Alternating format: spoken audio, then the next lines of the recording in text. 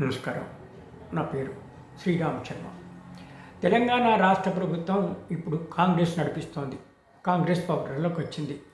ఇట్లా పవర్లో రాగానే స్త్రీలకి ఉచిత బస్సు సౌకర్యాలు కల్పిస్తూ ఆర్డర్ పాస్ చేసింది ఒక జీవో.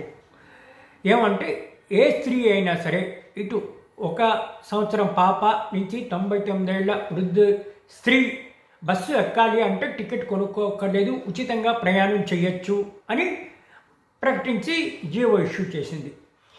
ఈ జీవో MS 47ని క్వశ్చన్ చేస్తూ ఒక వ్యక్తి తెలంగాణ హైకోర్టులో పబ్లిక్ ఇంట్రెస్ట్ లిటిగేషన్ ఫైల్ చేశాడు.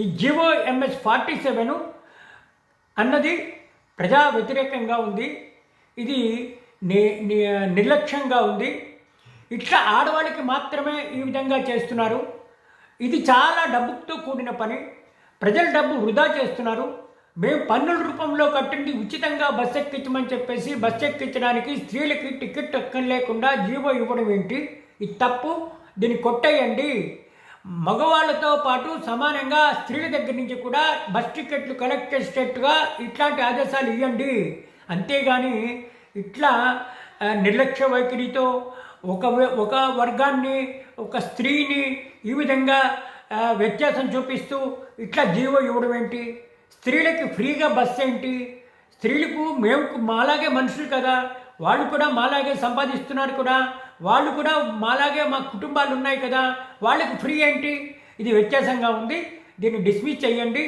ఈ జీవో MS 47ని సెటిసైడ్ చేయండి, స్త్రీల దగ్గర కూడా డబ్బులు కలెక్ట్ చేసేటట్టుగా ఆదేశాలు ఇవ్వండి అంటే పబ్లిక్ ఇంట్రెస్ట్ లిటిగేషన్ ఇవాళ రేపు తెలంగాణ హైకోర్టు బెంచ్ మీదకి రాబోతోంది. మరి ఇది ఏమవుతుందో వేచి చూడాలి.